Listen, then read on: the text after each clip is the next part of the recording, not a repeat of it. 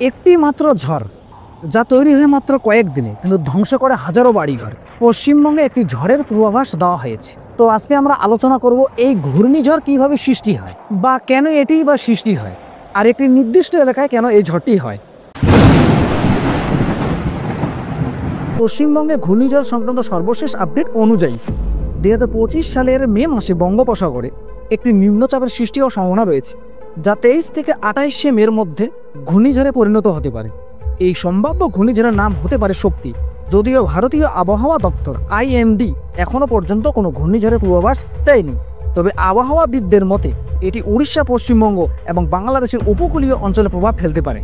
এই ঘূর্ণিঝড়ের নাম দেওয়া হয়েছে শক্তি এবং 16 থেকে 22-এর মধ্যে নিম্নচাপের সৃষ্টি পুরোপুরি ঘূর্ণিঝড়ে পরিণত হবে 23 থেকে 28-এর মধ্যে। উড়িষ্যা, পশ্চিমবঙ্গ ও পশ্চিমবঙ্গের বিশেষ করে দক্ষিণ 24 পরগনা এবং বাংলাদেশের খুলনা ও চট্টগ্রামে আশ্রয় পড়তে পারে এই ঘূর্ণিঝড়। IMD এর বক্তব্য অনুসারে ভারতীয় আবহাওয়া দপ্তর জানিয়েছে যে বর্তমানে বঙ্গোপসাগরে একটি উচ্চ স্তরের ঘূর্ণাবর্তীয় ঘূর্ণন রয়েছে, তবে এটি এখনো পর্যন্ত ঘূর্ণিঝড়ে পরিণত হয়নি। তারা আগামী কয়েকদিনের মধ্যে পরিস্থিতির উন্নয়ন পর্যবেক্ষণ করছে। কিন্তু প্রশ্ন হলো, আসলে এই ঘূর্ণিঝড় কিভাবে তৈরি হয় আর কেন শুধু একটি নির্দিষ্ট এলাকাতে এই ঘূর্ণিঝড়টি হয়? ঘূর্ণিঝড় হলো একটি প্রবল ঘূর্ণায়মান বায়ু প্রবাহ যা মূলত সমুদ্রের উপর গরম ও আর্দ্র বাতাস থেকে সৃষ্টি হয়। বঙ্গোপসাগর, আরব সাগর বা প্রশান্ত মহাসাগরের উপরে সবসময় এই ঘূর্ণিঝড়ের উৎপত্তি ঘটে। এবারে প্রশ্ন হচ্ছে, এই ঘূর্ণিঝড় কিভাবে সৃষ্টি হয়? যখন সমুদ্রের জলতলের তাপমাত্রা 26.5 ডিগ্রি সেলসিয়াসের বেশি হয়, তখন জলীয় বাষ্প ওপরে উঠে যায়। এই বাষ্প যখন উপরে ঠান্ডা হয়ে ঘনীভূত হয়, তখন তা শক্তি উৎপন্ন করে। এই শক্তিই কেন্দ্রে কম চাপের অঞ্চল তৈরি করে, যাকে বলা হয় লো প্রেসার সিস্টেম।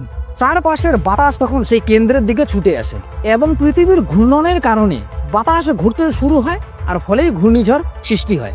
আর এই ঘূর্ণিঝড় কেন একটি নির্দিষ্ট এলাকায় হয়? পৃথিবীর নিরক্ষরেখার অঞ্চলগুলি বা পৃথিবীর মাঝের যে অঞ্চল বা জায়গাগুলি আছে, সেগুলিতে সূর্যের তাপ বেশি পড়ে বা লম্বালম্বিভাবে পড়ে, ফলে সেসব এলাকায় সমুদ্রপৃষ্ঠ গরম হয় বেশি। তাই এই সব অঞ্চলে ঘূর্ণিঝড়ের ঝুঁকি থাকে সবসময় বেশি। বিশেষ করে ভারত, বাংলাদেশ, ফিলিপাইন, জাপান প্রভৃতি উপকূলীয় দেশগুলোতে এই ঝুঁকি বেশি দেখা যায়। ঘূর্ণিঝড় প্রকৃতির এক আশ্চর্য শক্তি, যা একদিকে যেমন ভয়ঙ্কর, তেমনি এই ঘূর্ণিঝড়ের বিজ্ঞানসম্মতভাবে ব্যাখ্যা করা যায়।